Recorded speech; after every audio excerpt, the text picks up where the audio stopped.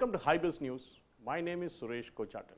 Indicating a steady progress in the 3 lakh crore collateral-free loans proposed for MSMEs in the recent Atmanirbhar Bharat package, commercial banks have sanctioned loans up to 1.2 lakh crore under the collateral-free scheme.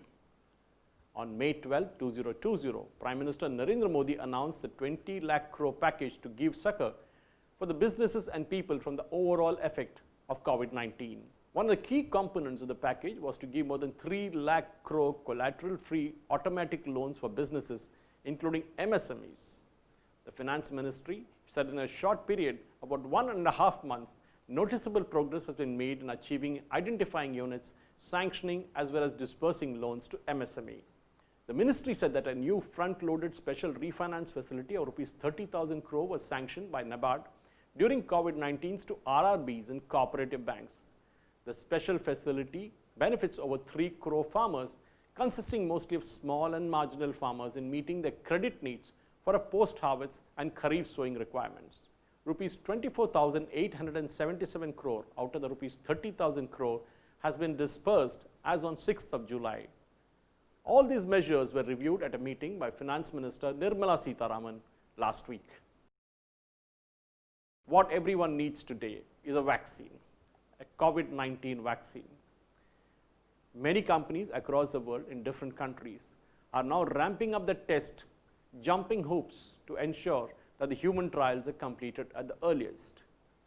Russia has become the first nation to claim the complete clinical trials of COVID-19 vaccine on humans, and the results have proven the medication's effectiveness. Chief researcher Elena Smolorchuk, who heads the Center for Clinical Research on Medications at the Chennai University, told the Russian news agency TASS that the human trials for the vaccine have been completed at the university and they will be discharged soon. Russia had allowed the clinical trials of 2 forms of the potential COVID-19 vaccine developed by the Gamaleya National Research Center for Epidemiology and Microbiology on 18th of June. The first vaccine in the form of an intramuscular administration was carried out at the Burdenko Military Hospital. Another vaccine in the form of a powder for preparation of a solution for intramuscular administration was carried out at the Chennai Moscow First State Medical University.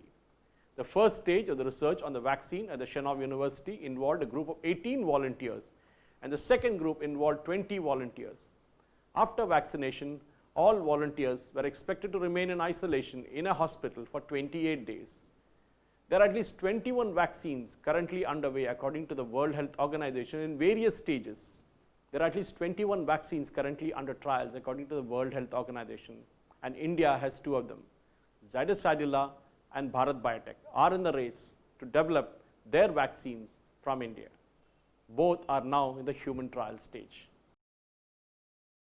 Air India has withdrawn job offers for around 180 trainee cabin crew members amid the economic slowdown in the Indian aviation sector due to the coronavirus pandemic. In a letter sent to one such trainee crew member on 6th of July, the airline said, in view of the current aviation scenario, it would not be possible for Air India to impart further training to you for engaging your services, unquote. It further said that the bank guarantees furnished by the individual trainees at the time of joining were being returned. The aviation sector has been significantly impacted due to the travel restrictions imposed in India and other countries among the coronavirus pandemic. All airlines in India have taken up cost-cutting measures such as pay cuts and firing employees in order to conserve the cash flow. India had resumed the domestic passenger flights from 25th of May after a gap of 2 months due to the pandemic-induced lockdown. However, the airlines have been allowed to operate only a maximum of 45% of the pre-COVID domestic flights. Occupancy rate in Indian domestic flights have been around 50 to 60%. International passenger flights in the meanwhile continue to remain suspended in India, though there have been some bubble flights that are planned from India to other countries. Air India also continues its Vande Bharat mission of evacuating its nationals from different countries, and those flights are still going on. Amid the global anti-China sentiment due to China's discreet way of handling COVID-19, industries and conglomerates across the world have been contemplating on gradually moving out of China in a bid to reduce the over-dependency on China for economic and industrial means. The latest one is Foxconn, The Taiwanese electronic contract manufacturer, which assembles Apple iPhones in India, has planned to invest to the tune of $1 billion in its facility located in southern India. Foxconn currently has 2 plants in Tamil Nadu and Andhra Pradesh where it assembles Apple and Xiaomi phones. The investment is set to take place over 3 years and will also add about 6,000 jobs at the Sriperumbur plant in Tamil Nadu, which at present makes the iPhone models in India. The upcoming investment is said to be in line with the new production-linked incentive scheme by the Indian government. This scheme proposes a financial incentive to boost domestic manufacturing and attract large investments in the electronics value chain, including mobile phones, electronic components. Production-linked incentives of the tune up to rupees 40,951 crores will be awarded over the next 5 years, and Foxconn was reportedly among the companies which had applied to the government for receiving the benefits of the scheme.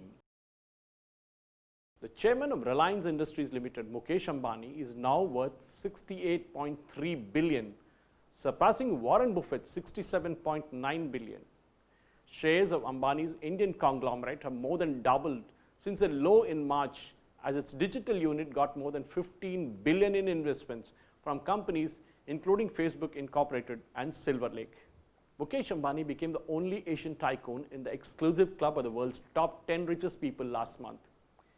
BP plc paid $1 billion for a stake in Reliance's fuel retail business that will now get co-branded along with Jio. Buffett's fortune dipped this week after he gave away $2.9 billion to charity. The 89-year-old is known as the Oracle of Omaha and has slipped down the rankings after donating more than $37 billion of Berkshire Hathaway stock since 2006. Billionaire Mukesh Ambani has moved up 3 notches to become the 5th richest man in the world, a position he shares with Tesla founder Elon Musk and former Microsoft CEO Steve Ballmer. Thank you for watching.